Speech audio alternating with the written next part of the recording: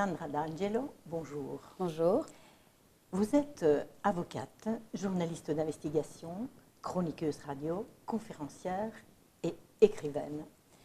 Je voulais vous demander en premier lieu, quel est le fil conducteur de cet itinéraire?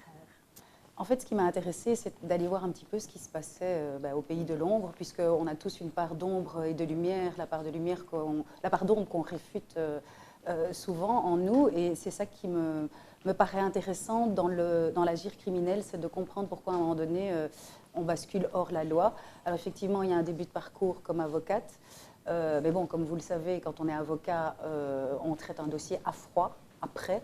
Et comme il y a un certain délai avant de se retrouver devant les cours des tribunaux, eh bien, c'est ce qu'on appelle de l'actu froide.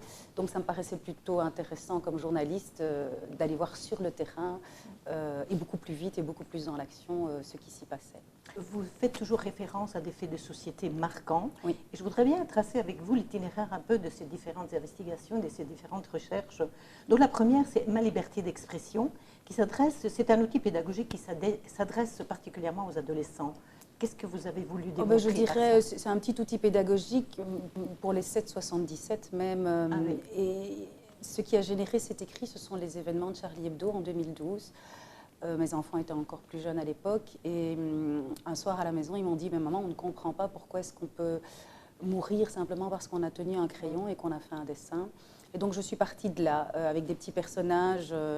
J'ai essayé d'expliquer pourquoi est-ce effectivement dans nos pays dits démocratiques on a une liberté d'expression, que cette liberté de ton peut être censurée dans certains autres États. Et voilà, j'ai fait un petit rappel de quelques fondamentaux qui me semblent d'ailleurs un peu en perdition en ce moment. Et puis ensuite, vous faites une recherche sur l'univers carcéral, Oui. avec un ouvrage qui s'intitule « 15 prisons, un jeu d'échecs ». Alors pourquoi un jeu d'échecs? J'ai investigué pendant 4 ans dans nos prisons belges. J'ai quasiment fait le tour de toutes les prisons, fermées, semi-ouvertes, Ytre, Forêt. Et je me suis rendu compte que le passage par la case-prison devrait être restaurant et réhabilitant, comme cela se passe dans certains pays du Nord qui ferment des prisons, qui aident le détenu à avoir une seconde chance, comme on dit. Et chez nous, c'est une impasse, c'est une voie sans issue. On est dans le tout sécuritaire et on ne se rend pas compte que, comme je dis souvent, la prison est criminogène. On rentre en prison avec un CAP de voleur et on peut sortir avec un doctorat en criminologie. Donc notre politique carcérale aujourd'hui est contre-productive de sens. Donc c'est vraiment une constatation d'échec. Oui, oui, oui. On sait aujourd'hui statistiquement que les détenus qui vont à un fond de peine récidivent dans les 3 ans de leur sortie à 66%, alors que si on accompagne, si on donne de l'instruction, si on donne une formation, en fait si on donne du sens, si on donne un objectif, en général on ne récidive pas. Vous voulez dire qu'il faudrait beaucoup plus un accompagnement pendant et après? Vous savez, en fait, la peine punitive est une sanction. À partir du moment où un tribunal vous a sanctionné, il est inutile que la société punisse une seconde fois par de l'exclusion, par du jugement de valeur. L'opinion citoyenne, elle n'est pas vérité judiciaire. Après, chacun a sa vérité. Mais il faut, dès qu'on arrive en prison, mettre en place les outils pour que la personne puisse retrouver une certaine place dans la société. Ou alors réhabilitons la peine de mort et fermons les prisons et ça coûtera moins cher à tout le monde. Il ne faut pas oublier que c'est le contribuable qui paye le parc pénitentiaire, oui, que le master plan prévoit la construction de 4 nouvelles prisons en Belgique et que nous allons les payer sur 2 ou 3 générations. Donc voilà, c'est notre portefeuille qui finance cela. Et quand on sait qu'un détenu coûte 60 000 € par an et qu'on peut, par détenu, en investissant 20 000 €, les ramener parmi nous, il me semble que l'économie d'échelle est simple à comprendre. C'est vraiment un sujet, un débat de longue haleine. Oui, je crois, et que vous aucun abordez politique ne prend la thématique carcérale dans son programme. J'en ai rencontré plusieurs et ils me disent ouvertement dans les 4 murs de leur bureau que oui, on vous comprend très bien, votre raisonnement est tout à fait logique, mais ce n'est électoralement pas porteur. Voilà. C'est toujours le nerf de la guerre. Ensuite, toujours un petit peu dans ce même thème, vous publiez Présumé coupable. Oui. Une réflexion aussi, c'est quel genre de justice c'est ce que nous voulons? Une punitive, une préventive? C'est toujours un peu le même thème. J'ai fait un jeu de mots particulier. Présumé coupable couvre l'affaire de M. Bernard Westphal. Et en fait, je l'ai rencontré parce qu'il a rencontré plusieurs journalistes pour suivre son histoire et son procès. et le mettre dans l'écrit. Et je lui ai dit, voilà, moi, ce qui m'intéresse, c'est non pas de savoir ce que vous avez fait dans cette chambre, et si vous avez fait quelque chose, que vous soyez coupable ou innocent ne m'intéresse pas. Par contre, ce qui m'intéresse, c'est autour de votre histoire, qui finalement est un fait divers dont on n'aurait pas entendu parler si vous n'étiez pas un homme politique, et c'est ça qui a fait le buzz finalement. J'ai envie de comprendre pourquoi les rouages de notre justice dérivent de temps en temps. Et j'ai aussi voulu mettre en exergue que les médias, aujourd'hui, se prennent pour un quatrième pouvoir. Or, on a le pouvoir législatif, exécutif et judiciaire, et un journaliste déontologique n'a pas à prendre position dans une affaire.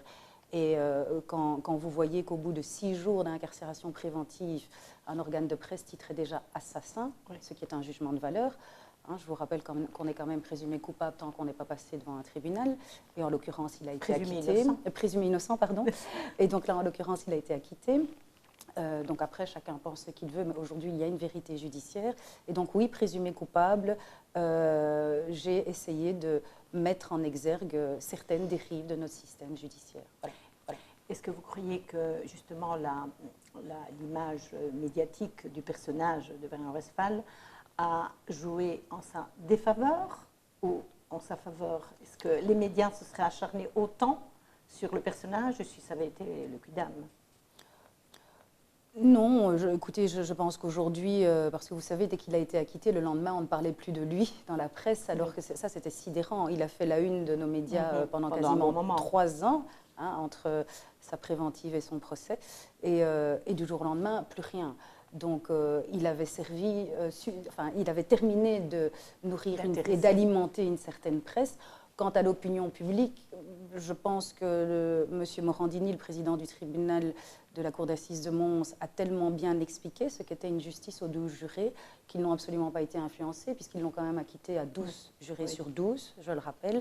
Donc je pense que ces gens, pendant 3 semaines, ont très bien fait leur travail. Ils se sont mis dans une bulle et ils ont réfléchi comme jurés, non plus comme citoyens. Et ça, je trouve admirable. Donc là, il y a une note d'espoir quand même sur ils ont examiné le dossier et ils ont tranché en leur âme et conscience sur le dossier et pas sur ce qu'ils avaient lu dans la presse pendant des mois.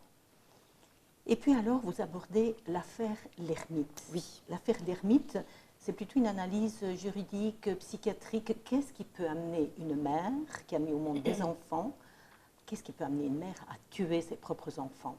Vous avez investigué là-dessus? Est-ce qu'il y a une réponse possible? En fait, ce qui m'a là aussi interpellée, on arrivait aux 10 ans de la date anniversaire. Enfin, je n'aime pas ce terme, mais ça faisait 10 ans que les enfants étaient décédés. Elle en avait 5, j'en ai 4. Et je me suis dit, mon Dieu, dans quel état psychologique, de nouveau sans jugement de valeur, hein, une maman peut être pour en arriver à ôter la vie, alors que donner la vie pour une femme est un des plus beaux actes que l'on puisse poser quand on a la chance de pouvoir être maman. Et donc je me suis dit, j'ai quelque chose à essayer de comprendre là, plutôt dans les méandres de l'esprit et dans sa mécanique mentale et psychologique. Effectivement, elle a commis l'irréparable, effectivement, juridiquement, c'est inexcusable. Et je crois que là, justement, dans cette affaire-ci, les jurés n'ont peut-être pas compris quelque chose parce qu'elle a fait l'objet d'analyses psychiatriques. Les psychiatres ont dit qu'elle avait été irresponsable de ses actes, qu'elle avait agi sur un coup de folie parce qu'elle était dépressive, parce que. Et les jurés en assises ont été implacables, parce que vous savez qu'on peut toujours aller soit en prison, soit en défense sociale si on est irresponsable de ses actes. Et on l'a condamnée, et elle est toujours actuellement en prison.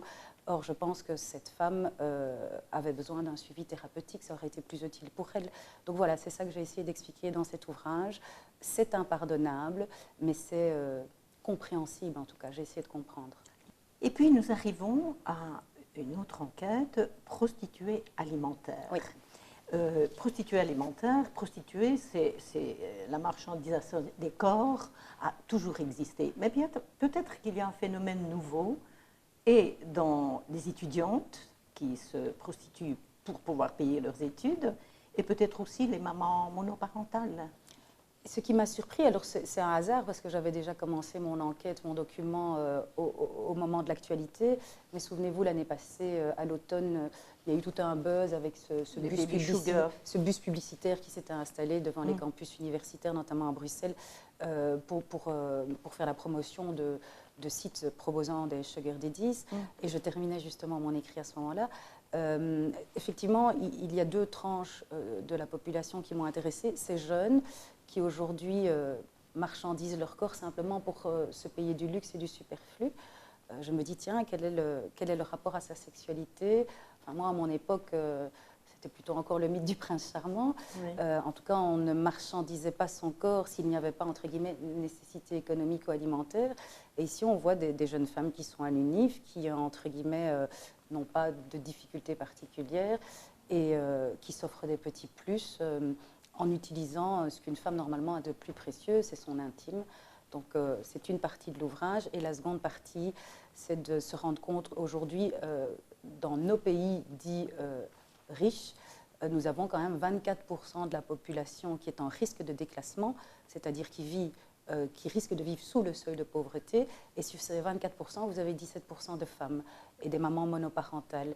Et là, j'ai rencontré des personnes lettrées en plus, des infirmières, des assistantes sociales, des personnes qui avaient un diplôme, qui travaillaient un temps plein, mais qui gagnaient 1 500, 1 700, 1 800 euros par mois, avec un loyer de 1 000 euros et 3 enfants, on ne s'en sort pas. Eh bien, elles font les escortes 2-3 fois par mois. Elles mettent les enfants au lit et puis elles sont une autre la nuit. Voilà, alors c'est assez surprenant. Donc, vous mettez en lumière que ce n'est pas l'appât du luxe et le désir de luxe qui amène ces femmes à se prostituer. Pour elles, je mets en lumière que notre prostitution, elle a changé. Et ce n'est plus ce qu'on voit peut-être dans les films ou l'image qu'on en a de la femme dans une vitrine ou au coin d'une gare, comme on en a à toutes les gares du monde. Il y a aussi une prostitution que j'ai appelée alimentaire, nouvelle, dans une tranche de la population nouvelle, dans une tranche bourgeoise et dans une tranche lettrée. Et il y a un fort tabou sur le sujet. Alessandra D'Angelo, nous arrivons à votre dernière enquête, votre dernier ouvrage, qui s'intitule « Les bons, les taupes et le truand ». Exactement, oui. Quelle est une belle allusion à un film célèbre? Quelle est l'origine de cette recherche, de cette enquête et de cet ouvrage? L'origine est une rencontre avec un truand, Jean-Claude Defay, qui se trouve à côté de moi, mais je vais peut-être plutôt lui céder la parole pour qu'il explique comment ce projet est né. Ce projet est né, j'avais fait quelques DVD, je me suis rendu au Salon du Livre à Poussel, une promenade, j'ai donné mon DVD à quelques personnes. Les semaines ont passé, puis un beau jour, j'ai vu une blonde arriver chez moi, accompagnée d'un monsieur qui a une mallette. Je me dis, ou c'est des policiers, ou c'est un huissier. Ça me plaît que ça, judiciaire. Et alors, bon, elle est rentrée, elle m'a expliqué ce qu'elle voulait, plus ou moins, voilà, elle désirait faire un livre avec moi, quoi. J'ai réfléchi un tout petit peu, et comme j'ai pris quelques petits renseignements, et après j'ai dit oui, quoi, hein, que j'étais d'accord pour faire le livre avec elle. Ce que j'ai refusé à tous les autres. Pourtant, j'ai eu des belles propositions. J'ai toujours refusé, quoi. Et qu'est-ce qu'elle avait de plus, Alessandra, pour que vous acceptiez sa proposition? Elle avait une bonne réputation. Elle avait une bonne réputation, donc c'est pas comme certaines chaînes de TV qui m'interviewent et qui veulent en savoir beaucoup de trop. Ou alors on essaie de vous orienter vers ce qu'eux veulent. Ce qui a surtout rassuré Jean-Claude, c'est le côté avocate à la base. Et d'ailleurs, j'ai beaucoup travaillé en collaboration avec son avocat pour quadriller un petit peu ce que l'on pouvait dire et ne pas dire dans une biographie quand même de quelqu'un qui a fait partie du grand banditisme.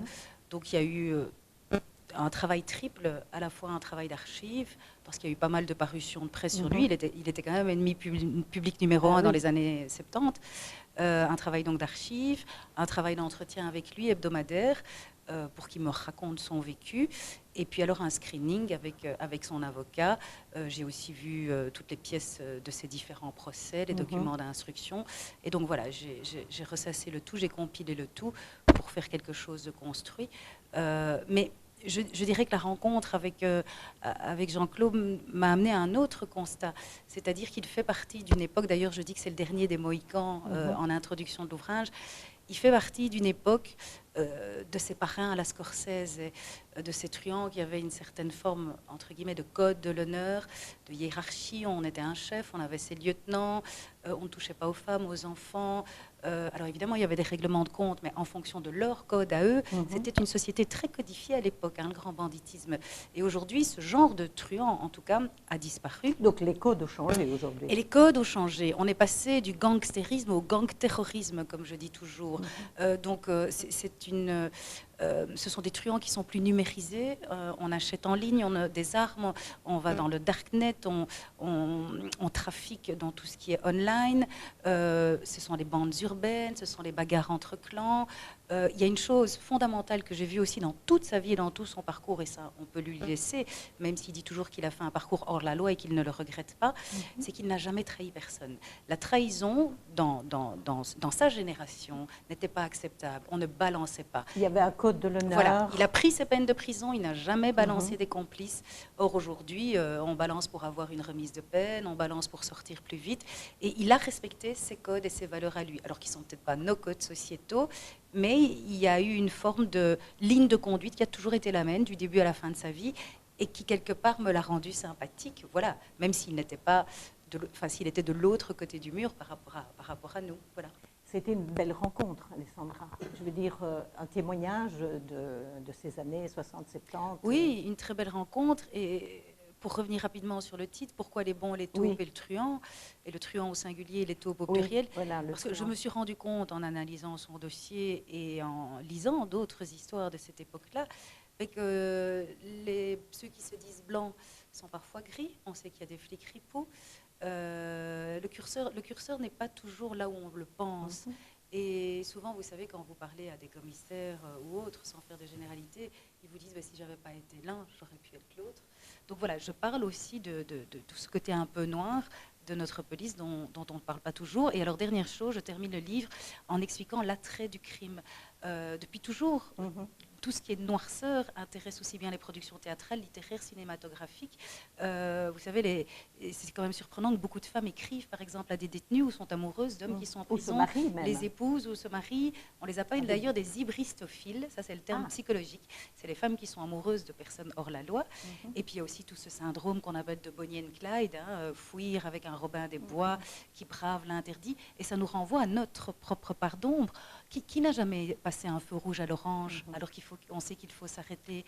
Il y a une espèce de kiff, il y a une espèce de prise de risque qui crée une adrénaline, un peu comme dans les sports extrêmes. Et d'ailleurs, il me disait, moi j'avais mon adrénaline qui montait quand je braquais une banque. On prend son pied, entre guillemets. Voilà. Et donc, en fait, à lire l'histoire de ce genre de personnes, ça vous invite un petit peu à prendre votre pied en restant dans votre canapé et avec un bon roman. Voilà. Eh bien, je pense que vous avez amené la conclusion de cette interview. J'ai pris une phrase de votre livre où vous dites « Le bon peut tour à tour rester bon, comme devenir taupe ou truand ». Et je terminerai en disant « Nul ne peut atteindre l'aube sans passer par la nuit Khalil Gibran ». Merci Alessandra. Merci à vous.